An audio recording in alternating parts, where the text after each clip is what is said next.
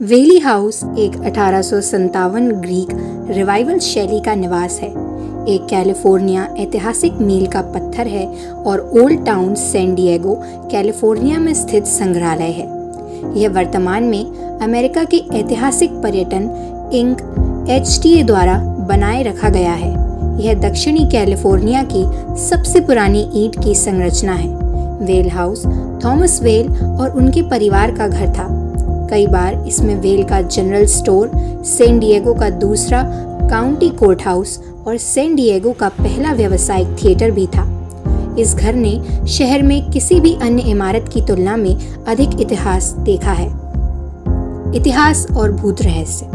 Scots Irish मूल के Thomas वेली का जन्म 5 अक्टूबर 1823 को न्यूयॉर्क शहर में 10 के परिवार में 7वें बच्चे के रूप में हुआ था। वेल ने अपने पिता के सफल व्यावसायिक संबंधों को संभाला। फिर 1 जनवरी 1854 को न्यूयॉर्क छोड़ दिया। उन्होंने कैलिफोर्निया गोल्ड रश के दौरान सैन फ्रांसिस्को की यात्रा की, जहां वे व्यवसाय में लगे रहे। उसके बाद वे सितंबर 1851 में सैन डिएगो गए। 2 साल बाद वेल न्यूयॉर्क वापस चली गई और 14 अगस्त 1853 को अन्ना एलोइस डेलाउने से शादी कर ली। साथ में वे कैलिफोर्निया लौट आए। 7 दिसंबर 1853 को सैन डिएगो पहुंचे। 22 अगस्त को 1857 वेल अपने नए घर में चली गई, जिसे अब वेल हाउस के नाम से जाना जाता है। थॉमस वेली। थॉमस और एना वेली के 6 बच्चे थे। Francis Hinton, Thomas Whaley junior, Anna Amelia, George Herring Gold, Violet Eloise और कॉरिन लिलियन। फ्रांसिस हिंटन का नाम एक बिजनेस पार्टनर के नाम पर रखा गया था। थॉमस वेल जूनियर 18 महीने की उम्र में स्कारलेट ज्वर से पीड़ित थे और 29 जनवरी 1858 को उनकी मृत्यु हो गई। बेबी थॉमस की मृत्यु और उनके स्टोर की आग के नुकसान के बाद थॉमस और अन्ना सैन फ्रांसिस्को चले गए। 1868 की गर्मियों में थॉमस ने अपने स्टॉक की कुछ नई पूंजी को व्यापार में निवेश किया और सैन डिएगो वापस चला गया। थॉमस ने पुराने वेल हाउस को ठीक किया और अन्ना और परिवार के बाकी लोग 12 दिसंबर 1868 को सैन डिएगो वापस घर आ गए। 5 जनवरी 1882 को वायलेट एलोइस वेल और एना अमेलिया वेल दोनों की शादी ओल्ड सैन डिएगो में हुई थी। वायलेट ने जॉर्ज टी बटोरलाची से शादी की और अन्ना अमेलिया ने अपने पहले चचेरे भाई John T Wahali Henry Hearst Wahali के बेटे से परिवार के घर के अंदर शादी की। दुर्भाग्य से वायलेट के लिए शादी के कुछ ही समय बाद उसके नए पति ने उसे एक पत्र में अपने घिनौने अतीत के बारे में बताया। बर्टोलाची ने अपनी योग्यता साबित करने की कसम खाई, लेकिन मिस्टर और मिसेस वेल सभी संपर्क तोड़ने की कोशिश करेंगे। उदासी से पीड़ित वायलेट ने 19 अगस्त 1885 को थॉमस के 32 कैलिबर के साथ खुद को सीने में गोली मारकर आत्महत्या कर ली। वह तब 22 साल की थी।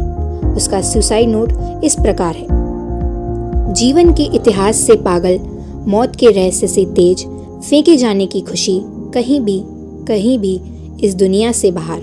Violet well, save our heritage organisation.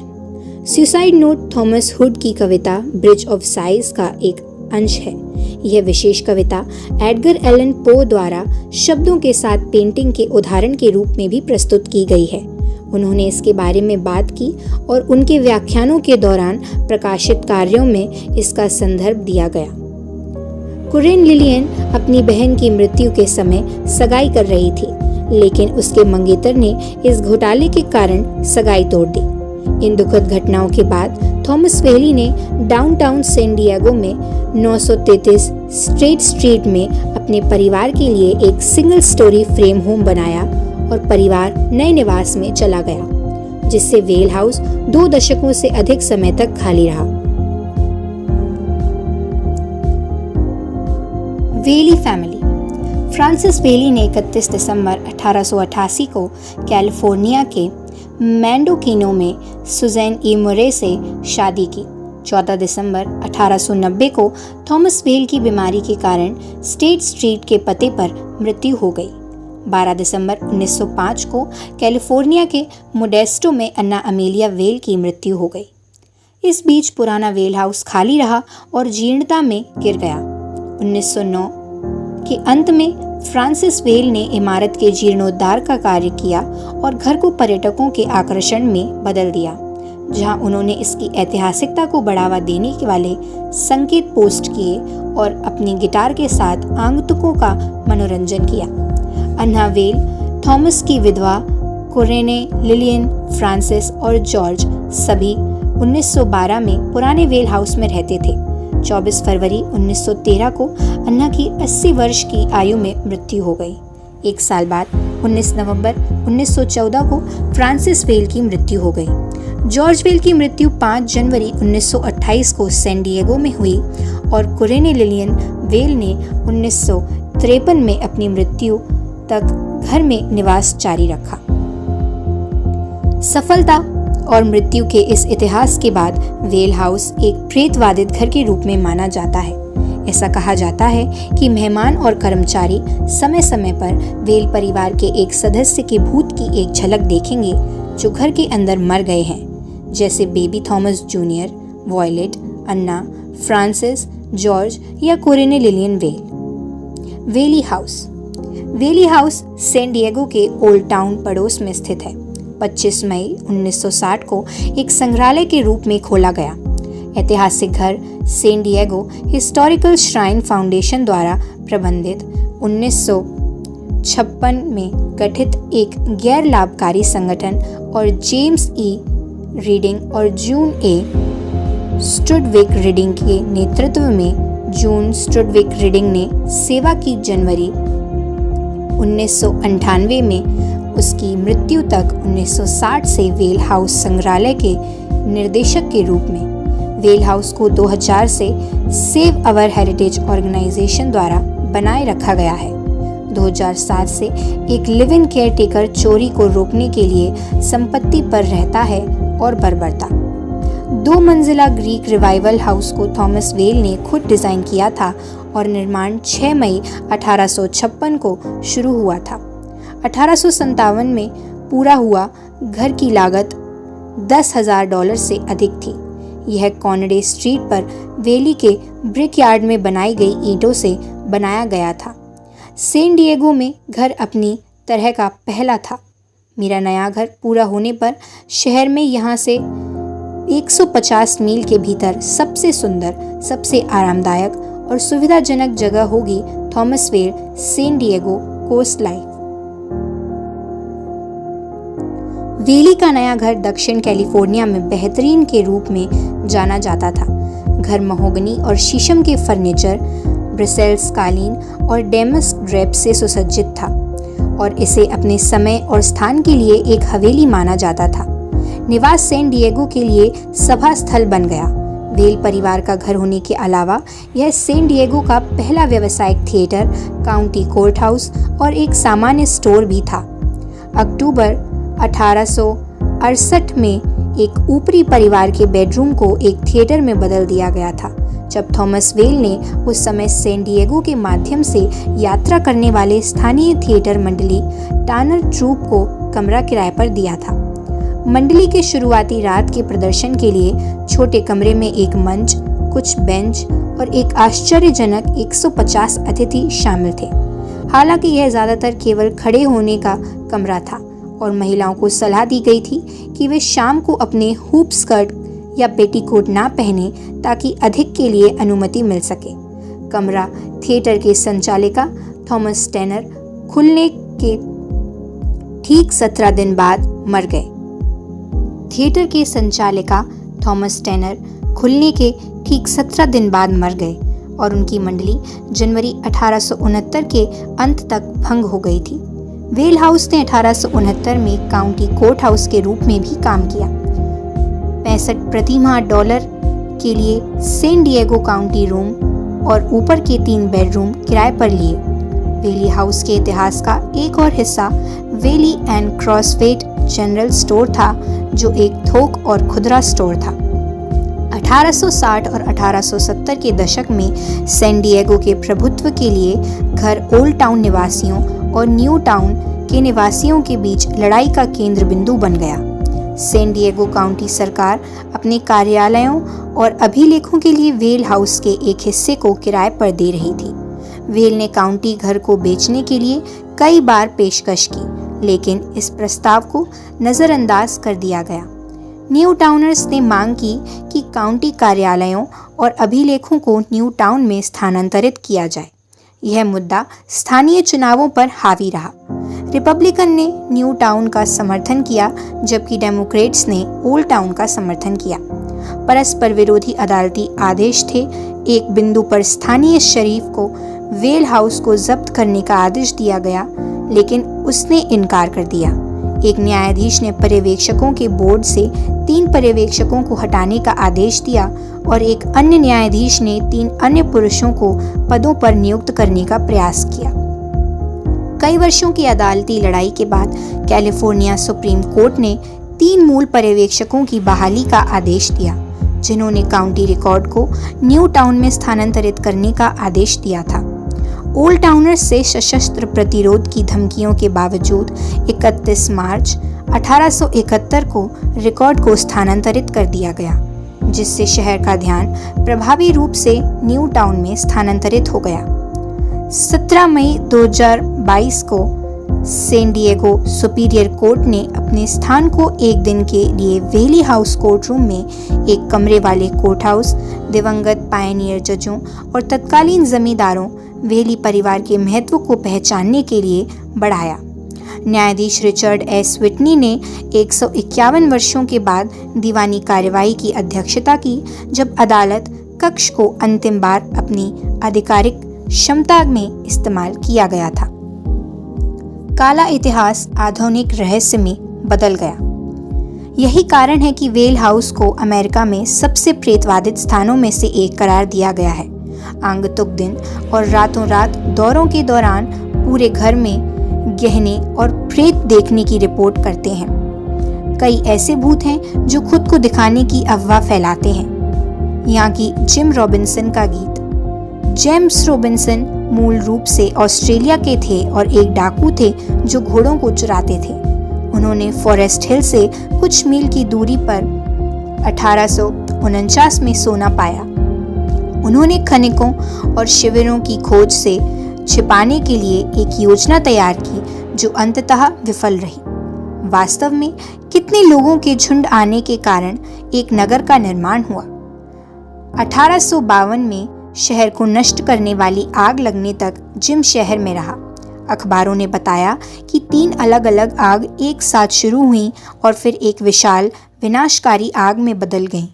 शहरवासियों को आगजनी की आशंका है।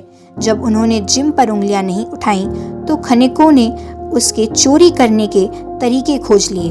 फांसी की धमकी देकर उसे शहर से बाहर कर दिया गया। वह 1852 के अंत में सैन डिएगो में समाप्त हुआ। उसका क्लेप्टोमेनिया नहीं रुका और उसे एक नाव चोरी करने के आरोप में गिरफ्तार कर लिया गया। अंत में उन्हें बड़ी चोरी का दोषी ठहराया गया और वेल हाउस के मैदान में फांसी की सजा सुनाई गई। उनकी फांसी बिल्कुल सामान्य नहीं थी, क्योंकि जेम्स एक दुबले पतले व्यक्ति थे। वह बहुत लंबा और पतला था, इसलिए जब उन्होंने उसके नीचे से बग्गी खींची तो वह पेंडुलम की तरह झूल गया और धीरे धीरे मौत के मुंह में समा गया। आमतौर पर इंसान की गर्दन टूट जाती है और वह अपने ही वजन से नीचे मर जाता है।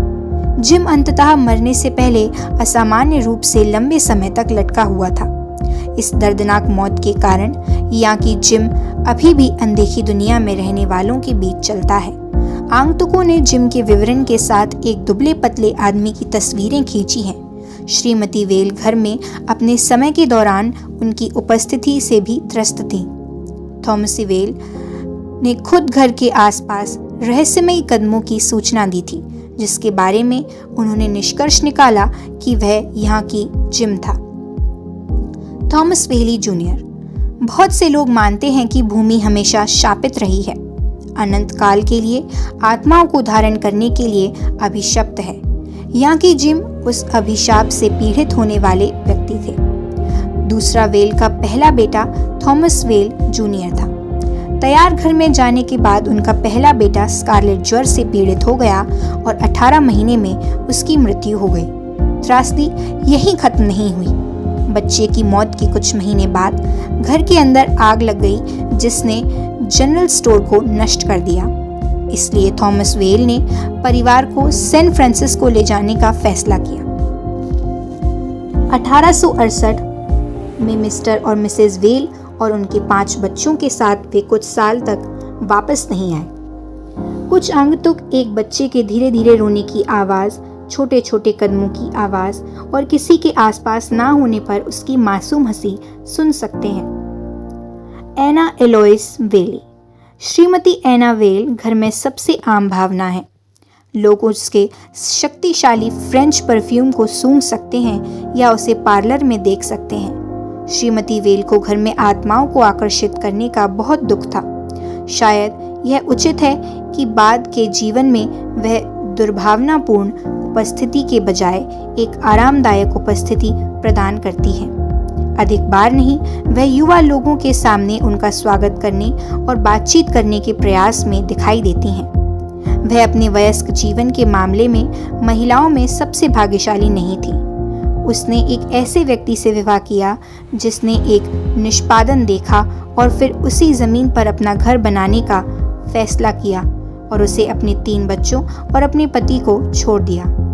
यह उल्लेख करने की बात नहीं है कि जब उसका पति दूर था तो उसे बंदूक की नोक पर पुरुषों के एक समूह द्वारा आयोजित किया गया था ताकि वे अदालत के रिकॉर्ड को चुरा सकें। यह हमारी दुखद कहानी का एक महत्वपूर्ण मोड़ था।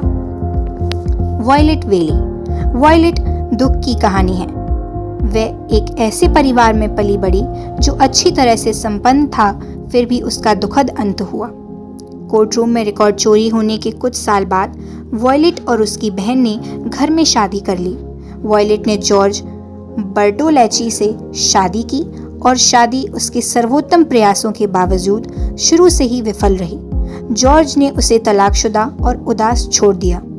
वह इतनी दुखी थी कि उसने फैसला किया कि वह बस नहीं रह सकती थी। 1885 में उसने खुद को गोली मार ली। अब लोग एक महिला को दूसरी मंजिल पर घूमते हुए बहुत उदास देखने का दावा करते हैं। थॉमस वेली सीनियर। बहुत विशिष्ट उपस्थिति वाला अंतिम भूत कोई और नहीं बल्कि स्वयं थॉमस वेल है। वे अपने समय के अग्रणी थे। श्री वेल ने उस समय के कई पुरुषों की तरह गोल्ड रश का अनुसरण किया। उसने अपने लिए एक नाम बनाने की मांग की। वह नहीं जानता था कि वह जीवन से अधिक मृत्यु में जाना जाएगा। थॉमस ने घर के निर्माण से पहले अन्ना से न्यूयॉर्क में शादी की थी। वास्तव में उसने याकी जिम को मरते हुए देखा था।